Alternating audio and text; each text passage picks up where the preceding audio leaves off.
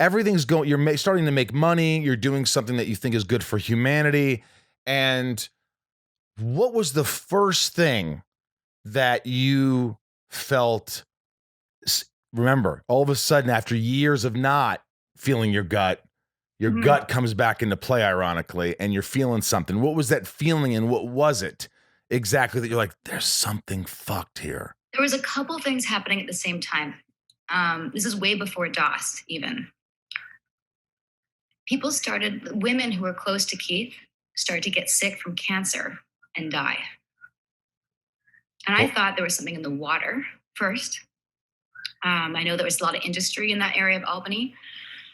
But it also just I hated going to Albany. I hated going to trainings there. I like the people, I like the trainings themselves, but I hated I felt like that was something in my intuition that I managed to keep away, and also away from Keith, right? To never be too close to him. So that was my first time my gut really said, like, and they were pushing me hard to move to Albany. Like I was never going to get to the next level if I didn't move to Albany. I had to get over my materialism. And that's where the headquarters were. Yes. In Albany. In fact, Allison Mack's house was in Albany. Yes. She moved to Albany, I don't know when, couple of years after, maybe 4 or 5 years after she joined, I don't know. But she moved there. Nikki moved there. A bunch of people gave up, their acting careers to move there. The other thing, this is going to sound really silly, but one of the first things that just pissed me off and I couldn't get over was at one of the Vanguard weeks, which is these birthday celebrations they had, which is kind of like summer camp for adults, which was really fun for many years, and then it was really not fun. But as a high rank, this is my last year there. We promoted people, and at this point I was a green sash. I was one of 12 greens in the whole company, and that was kind of a big deal. And we would present like, okay, this person's ready to get to Proctor, and this person's ready, and this person's ready. And Lauren said that her sister, Michelle, was ready to go to Proctor. Now, Michelle had been a coach the whole 12 years that I'd been there. Like, she was a coach when I joined, and then I passed her and went way past her. So like, she'd been the same level the whole time. And all she needed to do to get to her orange was to enroll one person.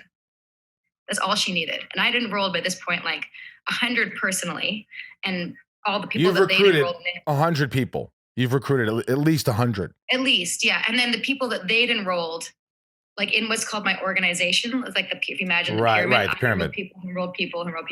There was like approximately 2,000 people. That started from you. That came from my little family. I called them my family. Right, and here's this other person who just needs one. She's one. So I'm like, get it together. I even tried to help her multiple times because like enrollment was not, every stripe along the way, by the way, required 3 things: your emotional growth, like to get through your issues, taking certain classes and being able to teach certain classes. And then 3 was enrollment. So if you couldn't enroll people, you would never go up. And enrollment was super easy for me. Where I got stuck was the emotional things, because they would say, well, you're still whatever, control was my thing. Still controlling. I'm still controlling. I think that's innate. I don't think that's something that you lose right away. I think that's just a human thing that some people are a little controlling.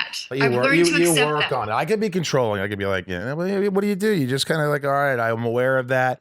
Oh, look, the picture is a little crooked. Do I really need to fix it right now? I'm OCD. Let's not have control. You don't have to do that. You take control of not doing that. That's control. Yes. You've chosen not to do that.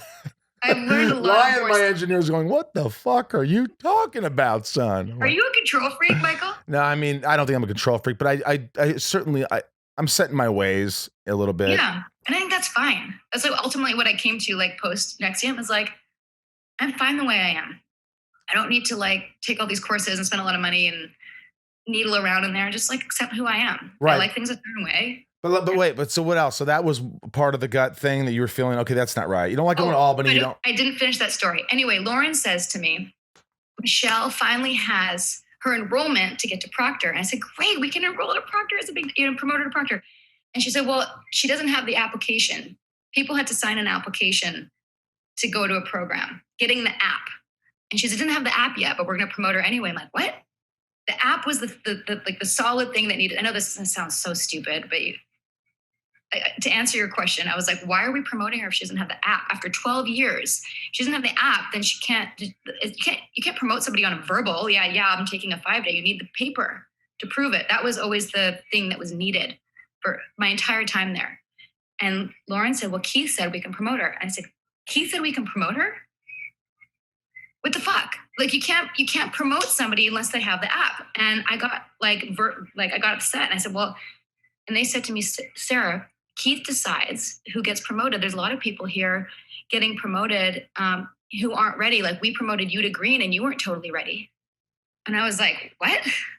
I had my enrollments, like, but you hadn't worked through X, Y, and Z, but we thought it'd be good for the whole company to see Sarah being promoted to green. Like, so I didn't earn my green sash. Anyway, it was this whole thing where I realized that the stripe system that I invested so much into that I thought meant something meant nothing. And that people were getting promoted because Keith wanted them to.